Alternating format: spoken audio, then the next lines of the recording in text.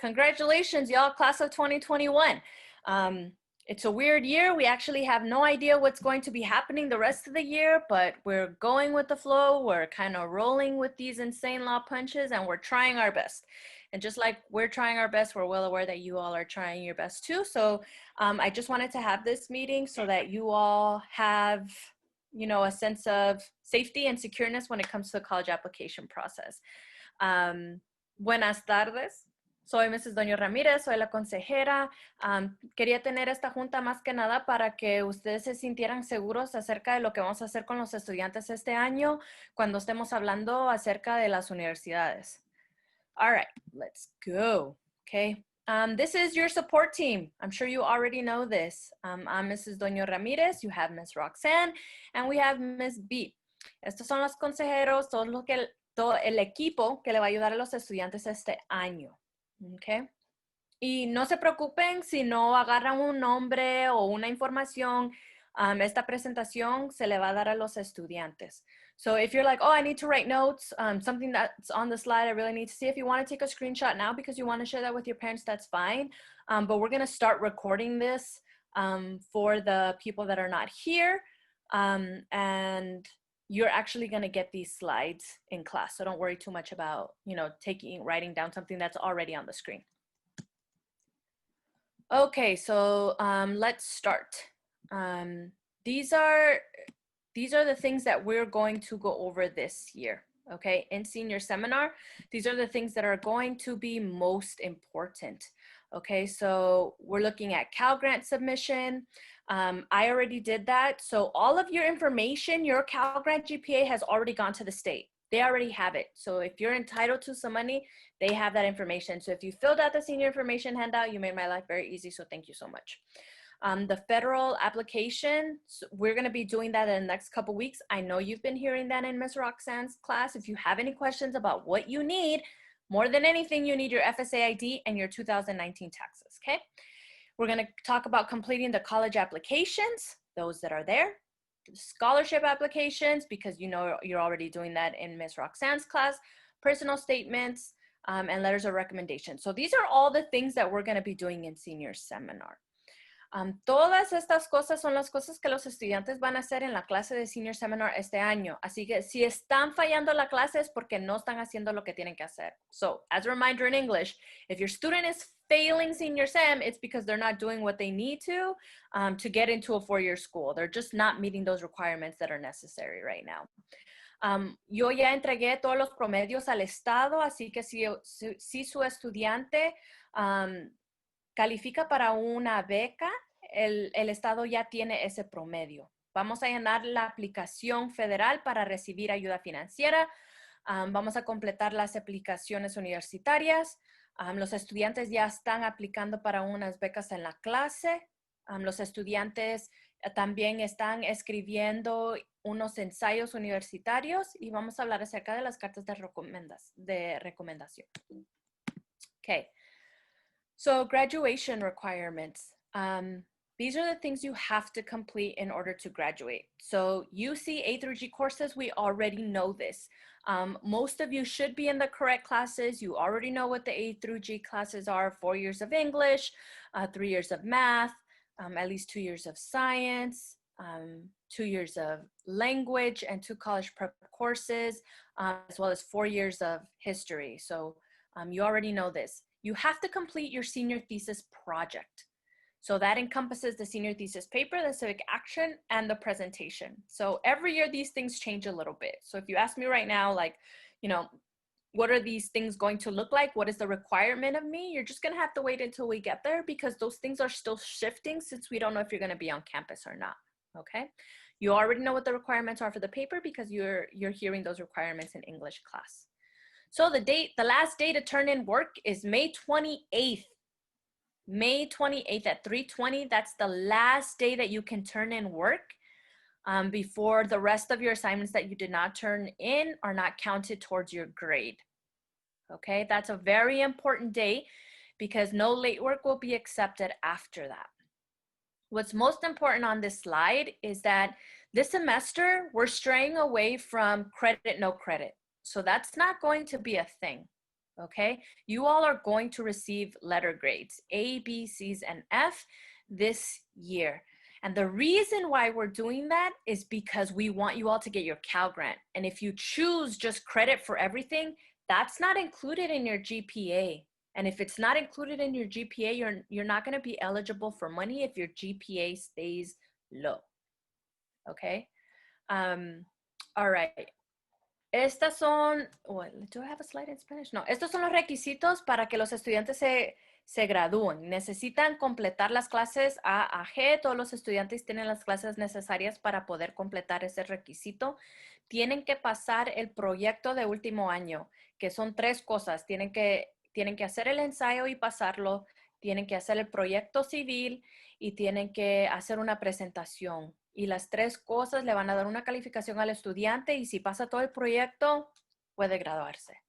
El último día para que los estudiantes puedan entregar tareas y trabajo a las clases será el 28 de mayo.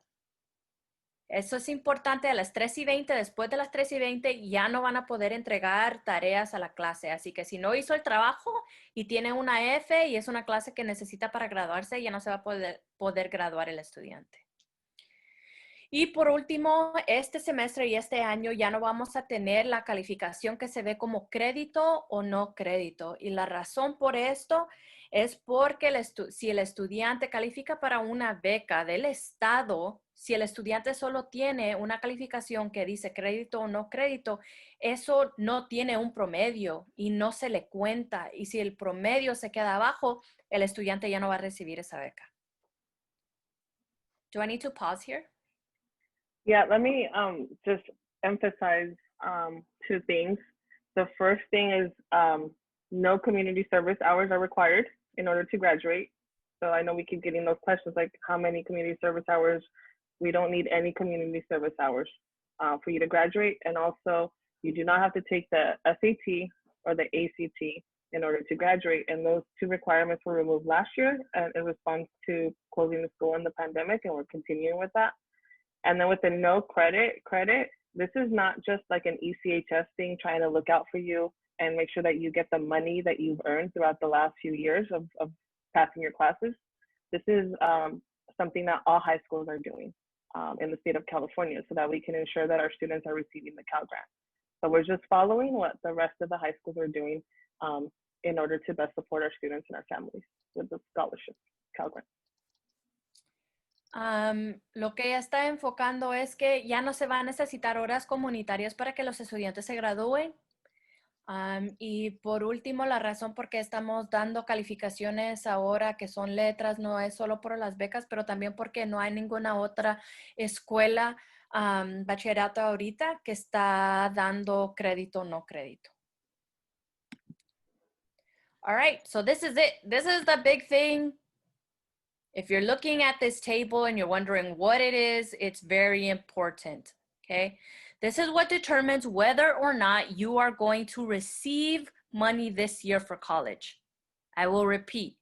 This is the table that determines whether or not you are going to receive money this year from the state. So if you have a 3.0 and above, you're looking at the slot that says Cal Grant A. Okay. If you have below a 3.0, you're looking at the slot that says Cal Grant B. So if you are a family of 4 and your family makes under $106,500 a year, okay, and you have above a 3.0, you are going to receive $12,580 for a UC, $5,742 for a CSU, and anywhere from $1,200 to $1,500 for a community college. This is important. You need to see where you land. If your family makes over this amount, you will not get any state money this year. That means your family needs to save if they haven't already. So I will say this in Spanish. Lo que le estoy enseñando a ustedes aquí es lo que determina si su estudiante califica para dinero este año. Si su estudiante tiene un promedio de 3.0 o más arriba, está viendo aquí donde dice Cal Grant A. Si su estudiante tiene un promedio de 2.0 a 2.9, está viendo aquí donde dice Cal Grant B. Si ustedes son una familia de 4 y ustedes ganan menos de $114,100, no, digo $106,500 si son una familia de 4. Si ganan menos de esto, su estudiante va a recibir $2,580 si va a una escuela UC, $5,742 si va a una escuela CSU y entre $1,200 y $1,500 si va a una escuela comunitaria. Cada año por 4 años.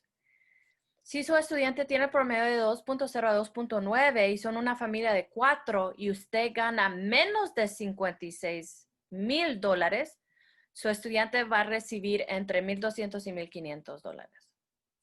So if your student has between a 2.0 and a 2.9 and you're a family of 4 and you make under $56,000, your student is going to receive anywhere from $1,200 to $1,500, depending on where they attend. Same with the UCs. If you make over this amount, you're not getting any money. Si su familia gana más de estas cantidades, su estudiante no va a recibir dinero estatal este año y en los próximos 4 años, a menos que algo cambie en la cantidad que ustedes ganen en su casa. So unless this changes, you actually are not going to receive a Cal Grant within the next 4 years unless you fall under these numbers. I feel like I need to pause there. Are there any questions in regards to this? ¿Hay preguntas acerca de esto?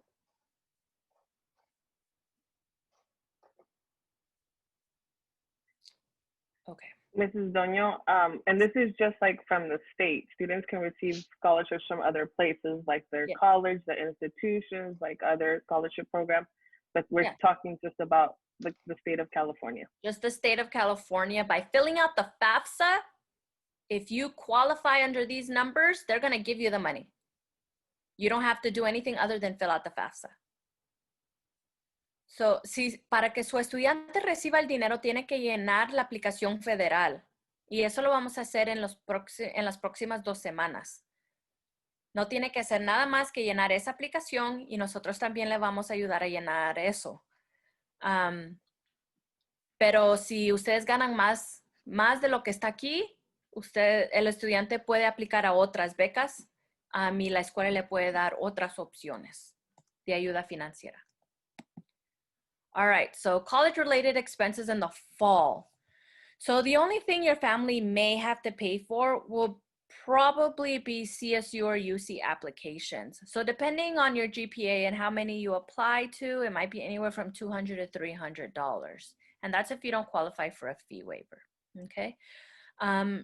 Si ustedes ganan una buena cantidad y no le podría decir qué cantidad es la cantidad que ustedes tendrían que ganar para que su estudiante no tenga que pagar para las aplicaciones, pero si es que su estudiante tenga que pagar para las aplicaciones, dependiendo del promedio que tiene su estudiante y las cantidades o cuántas universidades el estudiante quiere aplicar, va a costar entre $200 y $300 solo para aplicar a universidades este año. In the spring, it gets a little bit more pricey because we're looking at commitments. So commitments will totally depend on the institution that you commit to. It can be anywhere from $250 to $700, and that's due by May 1st. That's a hard deadline. There's no negotiation there. You either have it or you don't. You commit or you don't. And on-campus housing, depending on where you go, is also anywhere from $200 to $500. Comenzando en marzo, abril, su estudiante va a saber a qué universidades lo aceptaron y dependiendo en dónde dónde decida atender, el estudiante tal vez tenga que dar un depósito para guardar su espacio en la escuela. Eso va a costar entre $250 y $700. Si el estudiante va a vivir en la escuela, eso cuesta entre $200 y $500. dependiendo en la universidad y la cantidad de ayuda que se le está dando. All right, so scholarships and grants. I know that you're doing this in Miss Roxanne's class, but you really need to be looking for scholarships now. A lot of you will have to pay anywhere from $2,000 to $4,000, if not more. So if you're applying to scholarships now and you're filling in that gap, it's going to feel real nice for you if you know you have some scholarships waiting for you once you start school. So you can look for these scholarships anywhere. You can look banks, churches, the community organizations, Coca-Cola. You can Google fastweb.com will send you constant scholarships all of the time. So there are early deadlines, so please look out for them. Los estudiantes ya deberían de estar aplicando a varias becas y hay que averiguar y ver dónde hay aplicaciones y becas que se puede dar. No importa si son $100, $250, todo ayuda. Si el estudiante necesita comprar cosas para su vivienda, ropa, si se va a ir a un lugar donde está muy frío y necesita más suéteres, lo que sea, todo ayuda. Así que es importante averiguar y preguntar en los bancos, en los trabajos, en las iglesias, organizaciones comunitarias. Los estudiantes también pueden ver en el internet a ver qué encuentran. Es importante porque todo ayuda. Hay fechas límites y hay fechas de vencimientos para las aplicaciones, así que es importante estar viendo cuáles aplicaciones están disponibles. Okay. So, parent information. This is the information that we're going to need from you all when we not only fill out the FAFSA, but that you're going to need for your college applications. So it's really important that you start to gather students, your social security numbers. We're not going to need your parents' social security numbers for college applications, but you will need it for the FAFSA. Legal names. This is important. If the name that you have at school doesn't match your social security card, that's going to be a problem because your name is not going to match what you're filling out on the FAFSA. And that means you're never going to receive your Cal Grant because the names don't match. So it's really important that if for some reason your name is different than what we have at school, you need to communicate that with me now. Like send me an email right now. Okay. Your biological parent names, parents' level of education, you're going to need that for your college applications, and of course, household income, because that's going to determine whether or not you get any application waivers, fee waivers. Ya vamos a aplicar para las universidades y cuando llenemos la aplicación federal para recibir ayuda financiera, y cuando los estudiantes estén llenando sus aplicaciones, esta es la información que el estudiante va a necesitar para llenar esas aplicaciones. Números de seguro social para el estudiante en las aplicaciones, para los padres y el estudiante en la aplicación federal. Si usted no tiene seguro social para la aplicación federal, no se preocupe, todavía se puede llenar. Nombres legales. Esto es importante porque si los nombres no son iguales, el estudiante no va a recibir dinero. Es importante que el nombre que nosotros tenemos en la escuela, el nombre que el estudiante está usando para la ayuda federal, todo eso tiene que ser igual. Nombre legal de los padres biológicos, nivel de educación de los padres, eso es importante para las aplicaciones, y ingresos del hogar. El estudiante va a necesitar eso para las aplicaciones para ver si la escuela determina que el estudiante no tiene que pagar para las aplicaciones. All right. So, filling out the FAFSA and Dream Act. These are the things you're going to need. It's very similar to the previous one. If your parents are married, they have to say they're married. That's the law. That's the way the application works. Okay, about a third of students will be selected for tax verification, especially if you don't use the IRS data retrieval tool, and I will tell you more about that on FAFSA and Dream Act days. So it's really important that you are truthful in those applications. Undocumented individuals need an ITIN number. That's going to be useful for your parents if your parents have an ITIN number, and then students if you have an ITIN number as well. Esto es lo que los estudiantes van a necesitar para llenar la aplicación federal. número de seguro, impuestos del año 2019. Si no ha hecho los impuestos del año 2019, es muy, muy importante que los haga.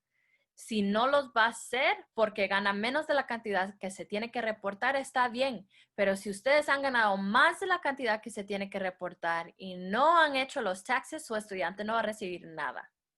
Nada de ayuda. Así que es muy importante que los haga. Aunque los haga ahorita, hágalos. Es importante ser honesto en la aplicación porque van a seleccionar varios estudiantes para asegurar que lo que ellos han dicho es verdad. Y si ven que alguien ha dicho mentira, entonces no se le va a dar ayuda. FSA ID. So we went over this in class. You all have one. At this point, your parents should have one too. Your parents, the only reason your parents should not have an FSA ID is if neither one of your parents have a social security number. Okay? If you don't have a social security number, you also don't get an FSA ID, which is fine. But you should have one if you have a social. And if you have any parent that has a social, they too should have an FSA ID. Para ya en este momento, su estudiante ya debería de haber ayudarle a recibir lo que es un nombre de usuario y una contraseña para recibir un identificador para que ustedes puedan firmar la aplicación federal. Si usted no tiene seguro social, está bien, no necesita uno. Si su estudiante no tiene seguro social, está bien, ellos no necesitan uno. Pero si por lo menos un padre tiene un seguro social, tiene que agarrar una contraseña y un usuario para poder firmar la aplicación federal. All right, parents. So how do I support my kid? This semester and next semester. One, check Power School, right? And these are tough times, but check on your students. If they're passing their courses, great. If not, have a conversation with them. Really motivate them because it's hard to feel motivated these days. We're all feeling it. Teachers, I'm sure if you have to work from home, you're feeling it as well. Everyone is feeling it. So try and motivate them. If your student needs mental health support, please let us know, especially if you need help on how we can provide that mental health support. Ask questions regarding the college application because it's stressful and this is stressful times. So they're going to be feeling that type of pressure, and I hope not too much because we're literally going to be walking them through it. So I hope students, if you're here, you're like, I care about this college application process. We're going to help you through that whole bit. So don't feel too worried about it. We're going to make sure that you get it done. So don't feel like, oh my God, what do I have to do? No, we're going to tell you what you need to do. Okay. And then senior thesis process. We know it's stressful. It's hard.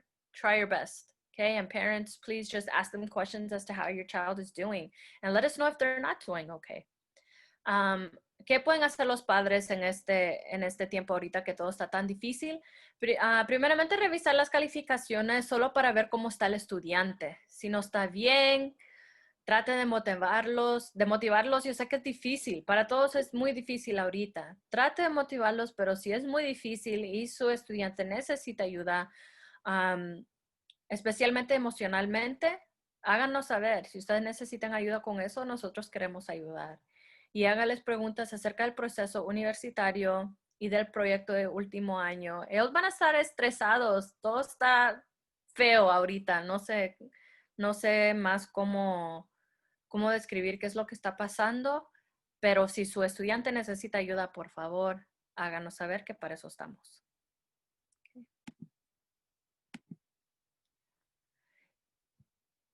FAFSA Dream Act days. You have this flyer. I'm assuming Ms. Roxanne has already given it to you, and you have probably RSVP'd. So if you haven't RSVP'd, please RSVP. Go, Roxanne. They have not RSVP'd, Okay. but they do have access to these links. Okay. Yeah. So it's really important because that's how we know how much help we're going to need in order to help you all better, right? So if we have a room of 50 or a room of 20, like we need to be prepared for that. So please pick a day and RSVP because that's going to help us help you. And below those links, it says everything you need to bring. Okay, so I think we have it. This is a Spanish one. Did I not put both? Oh, there. Yeah, there's the English one. okay?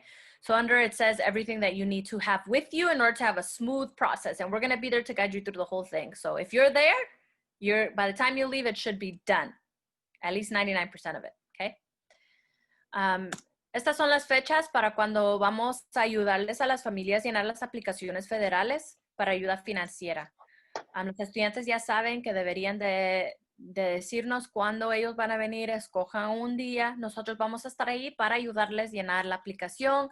No se sientan estresados, pero si están pensando qué tengo que tener para llenar la aplicación, todo está aquí y el estudiante ya tiene esta información. Así que vengan preparados y todo va a ser fácil. Si llega a la junta, cuando ya se vaya, todo debería de estar ya terminado, ¿ok?